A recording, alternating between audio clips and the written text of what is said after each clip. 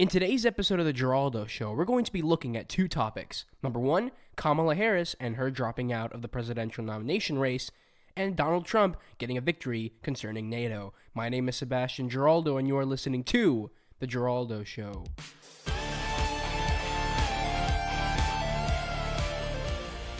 Good afternoon, everyone. Thank you for tuning in to the Giraldo Show. I am your host, Sebastian Giraldo. Quick apologies, I know it's been a bit of a long time since I've uploaded an episode, but I'm back, and I'm up and rolling once again, regular schedule as usual, every weekday at 1 p.m. Eastern Time. Just do the calculations for wherever you're living. But I just want to wish Happy Thanksgiving. I missed that. If I miss Christmas, because I might miss Christmas, Merry Christmas, Happy Holidays for anyone, for any religion that's celebrating out there. And it's just been a good time right now. But today in this episode, we're going to be looking at two stories. Number one, concerning Kamala Harris, who unfortunately dropped out of the race yesterday afternoon, and Donald Trump getting a victory for NATO. So let's go and start with Kamala Harris. So Kamala Harris yesterday dropped out of the 2020 presidential race, despite once having exceedingly high hopes to reach the White House. I saw a video on Twitter that showed her getting a pretty much brand new bus, and then I think a couple days later she drops out of the race. So maybe instead of wasting your money on campaign buses, you spend your money more efficiently on your actual campaign. I know the bus has to do with the campaign, but you get what I'm saying. She was very excited about the bus, and now she's going to have to sell the bus because she doesn't have any more money to fund her campaign. That's pretty much the main reason of why she dropped out of the race. So now here comes the dilemma, because Kamala was once a top 5 candidate. Here comes a couple of questions. Who is going to take Kamala's votes? Because I think she had around 4% of the votes last time I checked. That's one. And number two, now all the top 5 candidates, for all the identity politics pushers, the people that are saying, we need a woman president, we need another black president. Well, right now, your only chances of getting a woman president are Elizabeth Warren, and she's dropping in the polls exceedingly fast. So pretty much all you have in the top 5 are white people. They're either old white women, or Pete Buttigieg, who's young and white. So identity politics, the party of diversity, Democrats, the only two people you have at the moment, 3 people, I guess I should say, Tulsi Gabbard, Andrew Yang, and Cory Booker, and though they are not even in the race. If you combined their 3 polling numbers, you probably wouldn't reach what Pete Buttigieg is polling at right now. Let's actually go ahead and look at the polling numbers that are most recent.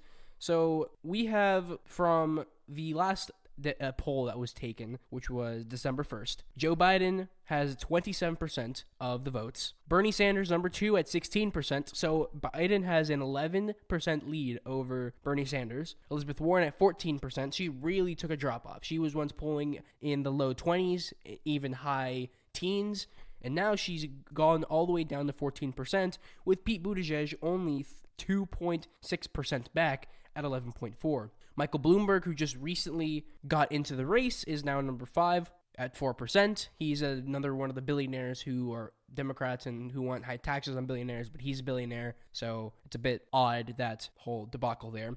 Kamala Harris was polling at 3.4%. Now we're going to see where those votes are going to go. I'm going to assume they're going to go to probably Joe Biden. They might go to Elizabeth Warren, because I don't really know the Kamala Harris crowd. It just depends on what the crowd is, and in later polls that I will be posting, I will be informing you on regularly. We'll see where all the votes are going. Andrew Yang at 2.8%, Amy Klobuchar at 2.4%, Cory Booker at 1.8%, Tom Steyer at 1.6%, Julian Castro at 1.4%, Tulsi Gabbard at 1%, and Michael Bennet at 0.8%. And then we have other candidates that are not even polling at 0.5%. But anyways, those are the polling numbers, and again, it just raises the question, who's going to get Kamala's votes? If you ask me, I think they might go to Biden. I think Biden is probably the most likely person. Harris is kind of seen as seen by some Democrats as a more moderate candidate, at least compared to Elizabeth Warren and Bernie Sanders. Obviously, people in the conservative movement know that Harris is very much not a moderate. Pretty much everyone on the board is pretty left-leaning, apart from, I think, Tulsi Gabbard. I think Tulsi Gabbard is probably the most moderate on the stage. Maybe Pete Buttigieg, but he has had some pretty left-leaning stances. Tulsi Gabbard is at least the only person that has put a limit on abortion, which he has said, like, I think pretty early on in the third trimester. So she doesn't agree with complete late-term abortion, but late-term abortion, like early late-term abortion, if that makes sense, she's completely fine with. But anyway, again, who's Kamala's vote's going to go to? It all depends. But we have a couple of stories with, obviously, the Democrats freaking out that Kamala Harris, their hip identity politics, the marginalized woman that's on here, is now out. Lauren Duca tweeted out, Kamala Harris officially ended her campaign today, which means that all of the candidates who currently qualify for the December debate are white. Bernie Sanders, Elizabeth Warren, Joe Biden, Pete Buttigieg, Amy Klobuchar, and Tom Steyer. White supremacy is not just a Fox News problem, folks. That's kind of a joke there at the end, but obviously white supremacy, horrible, horrible thing, but it just goes to show that the Democrats, they talk a lot about, hey, we need to get more diverse in the presidential race, but so far the only people that are even nominated, that are even available to qualify for the December debate, they're all white people, and they all talk about the evils of white people, yet they're probably going to end up running a white person. Sally Cohn, who is an LGBT activist, tweeted out, obviously I'm no centrist, but it's downright effed up that smart, compelling, very experienced centrist Democrat candidates of color are floundering, while a smart but wildly inexperienced centralist white mayor of teeny tiny city is surging. Bad look, Democrats. Obviously, Sally Cohn throwing a bit of shade against Pete Buttigieg, being from that small town in Indiana. I think it's South Bend, Indiana. I think that's where he's a mayor of. CNN correspondent MJ Lee tweeted out Kamala Harris's campaign was historic, a black and South Asian female candidate whose potential seems sky high early on. Or dropping out means that every candidate has qualified so far for the next debate is white. Joe Biden, Pete Buttigieg, Amy Klobuchar, Bernie Sanders, Tom Steyer, and Elizabeth Warren. Again, it's just constant tweets out instead of looking at their policies, looking at their race and their gender. Or their sex. I'm sorry for everyone who I've just offended because I'm saying sex and gender are equal, because they are. Kamala Harris dropping out of this is from SJW activist Dr. Eugene Gu. These tweets are all coming to you according to the Daily Wire. I use the Daily Wire a lot, for those who don't know. I really like their organization. I think they post really great stories, very truthful. It is very conservative leaning, but you can find some information that could be useful for Democratic people. It tries to be as unbiased as possible, but there obviously are some biases there. It's just reporting the news as unbiased as possible. So Dr. Eugene Gu, tweeted out, Kamala Harris dropping out of the race while only white candidates qualify for the next presidential debate shows that white privilege and white supremacy cut across party lines. And it's not just Trump. We have a racism problem in all of the United States of America, and it sucks. I do agree that racism is a problem. I don't think there are a lot of racist people in America. There definitely are. But racism across the board, yes, racism is always a problem. It has been a problem in the United States. It's definitely, I think, slowed down. We're definitely not racist, at least as racist as we were back in the 50s or the 40s. But again, only tweeting about the race. How about you look at the person's policies? I don't care what presidential candidate would be put up. For example, if I were a Democrat, I honestly wouldn't care. Maybe I have a different mindset, but I would not care the color or the sex of the person that is on the debate board or on the presidential nomination. I care about the policies. If the policies aren't there, I'm not voting for that person. I don't care if they're supposedly the next Rosa Parks, who's going to be the next presidential candidate, who's going to be the next president. I don't care about the identity politics issue. I care about policies, and that's what everyone should be voting on. Policy instead of sexual orientation, based on the sex, based on their skin color. It shouldn't be based on that. It should be based on policies. Congressional candidate Rebecca Parsons tweeted out, I'm not a Kamala Harris fan, Bernie 2020, she puts in parentheses, but it's quite telling that the only black woman has dropped out while a host of mediocre white men are still in, wasting her time with their inflated egos. Again, they're all freaking out because Kamala Harris dropped out. Vote Cory Booker in then. I know you wanted Kamala Harris because she kills two birds with one stone. She's colored, or she's black, and she's a woman. Cory Booker obviously is only black, but he speaks Spanish. Hey, he speaks Spanish. He can connect with the crowds. Harris said that that financial resources were the ones that motivated her decision. So here's what Harris wrote on website Medium. I've taken stock and looked at this from every angle, and over the last few days have come to one of the hardest decisions of my life. My campaign for the presidency simply doesn't have the financial resources we need to continue. I'm not a billionaire. I can't fund my own campaign. As the campaign has gone, it's become harder and harder to raise the money we need to compete. Well, Kamala, the way to raise money is to have ideas that people on your party like. You don't have to be a billionaire to raise money for your campaign. Every president before Donald Trump has not been a billionaire. Sure, have they been financially successful, wealthy? Sure, but it's what policies and how you go by people. Kamala Harris, you were not fit to be president because your policies did not fit for the Democratic Party. You weren't woke enough, I guess I should say. People like Bernie Sanders and Elizabeth Warren are still here. 20 years ago, Bernie Sanders and Elizabeth Warren would be in the position that Kamala Harris is right now. But because Kamala Harris is not woke enough, apparently, she is forced to drop out of the race because she didn't get enough money for her campaign. Danielle Campaigner of the New York Times tweeted, "The fact that Gillibrand and Harris both dropped out of the race before the billionaire white guys who brought their way and are funding their continued stay tells you every damn thing you need to know about our effed up political system." Again, I understand the issue that you could have with a billionaire running for office. He could fund his own campaign in comparison to someone who wants to run more of a grassroots system.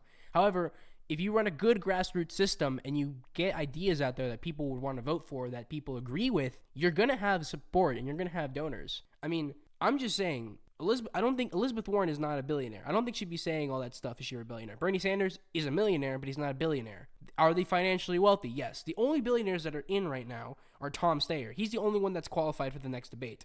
Michael Bloomberg, I don't think he's had enough donors, if I'm mistaken. Tom Steyer is the only billionaire that's on the board. So if your issue is the money, you got to put out ideas that people want. Obviously, the Democratic Party right now is focused on a couple of things: getting woke and impeaching Donald Trump. As long as you run on those campaigns, and which is a bit odd because Kamala Harris did run a lot on the anti-Trump train, but if you run on those trail lines, you're going to be fine. I mean, just look at the top people polling. Joe Biden, Elizabeth Warren, Bernie Sanders is a huge example. He has bashed Trump. He bashes Trump at every speech. He can't last 5 minutes without bashing Trump or saying something about Trump. Lauren Rankin finally tweeted, 2 sitting women senators, Gillibrand and Harris, were forced out of this race, while non-office holders Bloomberg and Steyer bought their way in. And it's not just because they can, but because our broken system continues to allow white male billionaires like them to do it. Again, before President Trump, I don't think there's been another Again, you could fact check me. Tweet me, DM me on Instagram. If there's been another billionaire in office, let me know and I will correct myself. I have no problem with correcting myself. But Donald Trump, I think, is the only billionaire who's been in office. Again, this whole idea that billionaires are running the system, especially the presidential system, is complete nonsense, considering, yes, money is very important. But if you think about it, none of the presidents that have been on Trump, for example, I'll give you a great example. Donald Trump is a billionaire. He could be funding his own campaign. The first day that the impeachment inquiry was launched, he raised, I think, almost $4 million. That's a support that you need to be picking up from your supporters. Obviously, with around 30 million Democratic candidates at this point, it's going to be a little bit harder to pick up support. So then push more ideas out there. Push out more ideas that attack, first of all, your opponents, but also put you in a good light. Put out ideas, put out policies that you might put out. However, Kamala Harris, you didn't pull out any policies that people would like, first of all. You just said you're going to jail President Trump, which, again, some Democrats might like that, but every Democrat has said that so far. Every Democratic debate candidate has said that they want to jail President Trump. So that's really not what you want to run on. You really want to run on your policies. You got to get policies out there. And that's why you lost, Kamala. You didn't have good policies. No one liked your policies, and that's why you're out. And finally, the best tweet of them all is Donald Trump trolling Kamala Harris for dropping out of the race, tweeting out, "We will miss you, Kamala."